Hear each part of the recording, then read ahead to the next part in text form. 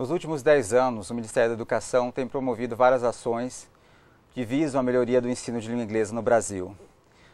Desde então, nós temos vários documentos sendo lançados, como os parâmetros curriculares nacionais, os parâmetros curriculares para o ensino médio, logo após isso, os parâmetros curriculares para o ensino médio mais, e recentemente, em 2006, foi lançado as novas orientações curriculares para o ensino médio. A conversa de hoje é com a professora Valquíria Maltmore, professora do Programa de Pós-Graduação da Universidade de São Paulo e também uma das coautoras da proposta para o ensino médio de língua inglesa, de língua estrangeira.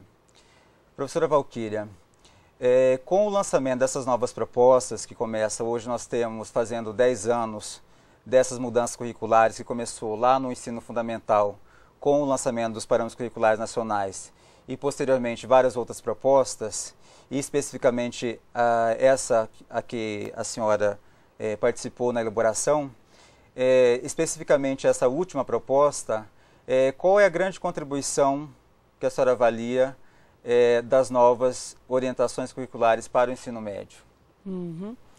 Bem, eu também concordo que os vários parâmetros curriculares, e juntamente com esse último chamado Orientações Curriculares para o Ensino Médio, eles têm apresentado sugestões, ideias, acrescentando novidades, trazendo inovações, inclusive teóricas e de prática, para o ensino de língua estrangeira, principalmente voltado para o ensino fundamental, né, no caso dos parâmetros curriculares, e também ensino médio, né.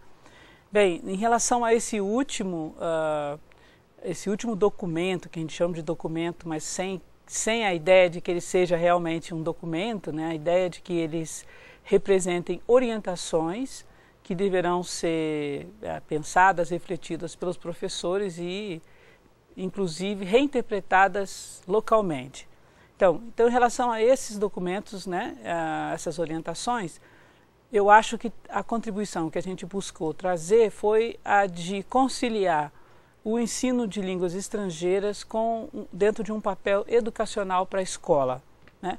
Durante muitas décadas, o ensino de línguas estrangeiras esteve voltado para fazer um trabalho mais de natureza linguística, nos últimos anos pensando sim em língua estrangeira como prática social, mas nós entendemos que com tantas mudanças que aconteceram na sociedade e na linguagem, esse estudo precisaria ser repensado e inclusive trazendo,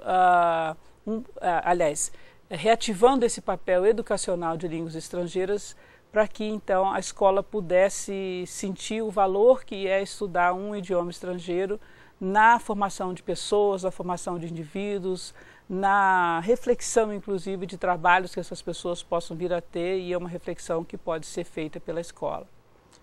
Nessa perspectiva de ensinar a língua inglesa na escola, a senhora mencionou o aspecto mais cognitivo, que os métodos anteriores e as propostas anteriores visavam para o ensino de língua estrangeira. Eu acho que com os PCNs isso começou a mudar de uma certa maneira, quando se considerou a linguagem como prática social. Só que eu acho que na escola ainda, o padrão, eu acho que ainda tem aquela visão anterior de ensinar língua, né? Nessa perspectiva, como o parâmetro vê o ensino de língua na escola e como o parâmetro vê o ensino de língua nos cursos de línguas? Enfim, as orientações curriculares se preocuparam bastante com essa questão. O que nós pesquisamos ao longo dos anos foi observado no fato de que muitas das escolas, as escolas de ensino fundamental e ensino médio, estavam procurando realizar um ensino de línguas estrangeiras refletindo o que institutos de idiomas, cursos de línguas, né, fazem. Fazem bem, têm sucesso e acho que cumprem muito bem o papel que eles têm que cumprir. No entanto, os objetivos que esses cursos têm, esses cursos de línguas têm, são muito diferentes dos objetivos que a escola tem e que o ensino de línguas estrangeiras na escola tem. O ensino de língua estrangeira na escola tem que ter uma preocupação de formação de pessoas, de formação de cidadãos, de fazer com que esses alunos pensem o que eles estão aprendendo em relação à futura profissão, ou um futuro trabalho, ou o papel dele na sociedade, né? Então, nós vimos que os objetivos das escolas não estavam sendo interpretados de uma forma que poderia ser benéfica para a própria escola e para essa própria formação de pessoas. Então foi nisso que nós trabalhamos, repensando os objetivos do ensino de língua estrangeira na escola e vendo a diferença desses objetivos, desse ensino que já é feito nos cursos de idiomas, né? Retomando algumas questões que foram consideradas nos parâmetros curriculares e que vocês mantêm de uma certa maneira algumas bases teóricas, no entanto, vocês acrescentam outras teorias, por exemplo, as novas teorias de letramento, entre outras questões, nesse outro documento. Então, quais são essas outras teorias ou quais são essas outras contribuições que as orientações curriculares elas trazem em relação aos documentos anteriores? Então, acho que uma primeira questão que eu vejo na sua pergunta é a oportunidade de falar sobre uma interpretação que os professores têm a respeito do que nós escrevemos. Eles com frequência nos perguntam se isso que nós estamos propondo, na verdade, vem a ser as abordagens comunicativas que eles praticam já há algum tempo, alguns anos, acho que década, né, 2 décadas aí, pelo menos. Então, e nós aproveitamos sempre para esclarecer que, de certa maneira, a gente pode falar que isso tem uma abordagem comunicativa, primeira reflexão que a gente faz. No entanto, o que a gente gostaria que os professores observassem é que a comunicação mudou muito, né? E que se a comunicação mudou muito, com certeza as abordagens e todo o ensino que é feito em cima de teorias de comunicação precisariam ser revistas. E foi exatamente pela nossa percepção da necessidade de revisar, então, essas teorias de comunicação junto com a educação, é que nós chegamos a esses novos letramentos, que são teorias que buscam revisar o que a escola faz na promoção das disciplinas que envolvem o currículo escolar, né? Então, a teoria dos novos letramentos, por exemplo, revisa essa teoria sobre comunicação, sobre linguagem e comunicação, como que as pessoas estão se comunicando hoje em dia, principalmente pensando no grande papel que as novas tecnologias têm hoje em dia na sociedade, na linguagem, né? Sabemos que hoje em dia toda a comunicação é construída em cima de uma concepção de linguagem que está permeada pelas novas tecnologias, e isso tem a ver com a maneira que as pessoas então estão olhando a sociedade, que elas estão pensando, que elas estão aprendendo, e aí e todo esse conhecimento junto faz totalmente uma diferença na forma de se ensinar qualquer disciplina que seja, e língua estrangeira então não é uma exceção no currículo escolar. Sobre alguns novos termos também estão inseridos nessa nova perspectiva, como multiletramentos, como hipertexto, como letramento multimodal, e às vezes as pessoas entendem isso como uma mesma coisa. Sobre esses novos jargões, ou esses novos termos apresentados a partir desses novos letramentos, eu gostaria que a senhora falasse sobre um pouquinho sobre esses termos. Sim. Então, era muito comum que as pessoas, quando se falava em comunicação a primeira forma de comunicação que se pensava era comunicação oral, né? As pessoas se comunicam, elas falam, por isso que o ensino de língua estrangeira tinha uma ênfase muito forte, num primeiro momento, no desenvolvimento da oralidade. Num segundo momento, em que se pensou em rever, né, o que estava sendo proposto para as escolas, apareceu então uma nova proposta de que nós deveríamos concentrar mais no desenvolvimento da leitura, como todas as pessoas que estão envolvidas na área sabem disso.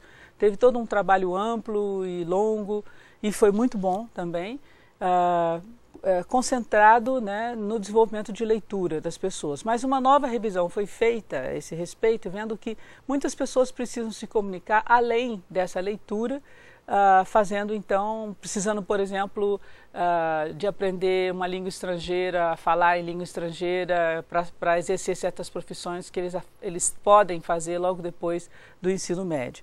Agora, então, isso dá oportunidade também para eu falar que é comunicação. Agora, a comunicação hoje em dia não acontece nos mesmos termos que a gente via de primeiro. Hoje em dia nós temos um aluno que pode ter um acesso a e-mail, como muitos têm hoje em dia, né? Podem ter acesso à internet, e isso fez toda uma diferença na forma dele se comunicar. Por exemplo, quando ele escreve um texto para uma pessoa, né, para um colega se comunicando, ele escreve esse texto e então é um texto que a gente teria a tendência a classificar como um texto escrito, embora esse texto tenha todas as características de um texto de fala também, né? Então isso para mostrar como que são duas formas de comunicação que acabam se mesclando numa só, não é? Então nós temos aí várias modalidades, a gente vê isso no cinema, alguns filmes que começaram a ser produzidos, misturando, por exemplo, uma modalidade antes que era só animação. Então concentrando um filme que em princípio seria ficcional, mas filmado em tempo real, filmado com pessoas, misturando, por exemplo, animação. Duas modalidades de linguagem que se concentram numa só. Bem, teríamos uma série de exemplos para dar, para falar como que a comunicação, então, ela está mesclada por várias modalidades, e isso sempre é um resultado da tecnologia que passou, então, a permear a linguagem. E isso acabou sendo uma das influências que leva a esses novos estudos sobre novos letramentos. Mas uma questão mais importante ainda sobre essa questão das novas tecnologias e da nova linguagem é que começamos a perceber que isso influencia na maneira que as pessoas constroem o pensamento, que constroem o conhecimento, ou seja, na forma que elas aprendem alguma coisa. E é por essa razão que a gente então resolveu retrabalhar a questão dos novos letramentos. Vou dar um tipo de exemplo. Nós tínhamos a tendência a fazer um ensino de língua estrangeira de uma maneira muito mais linear, ensinando, por exemplo, o aluno dentro de uma certa sequência. Todo aluno começava a aprender língua inglesa, por exemplo, pelo verbo to be, depois ele ia para o ing, depois ele ia para aprender do e das, não é? Essa é uma sequência interessante que funciona para muitas pessoas, mas o que nós observamos hoje em dia é que essa não é a única forma de aprender e que muitos jovens não seguem uma sequência linear como a gente previa promover de primeiro ao ensinar uma língua estrangeira.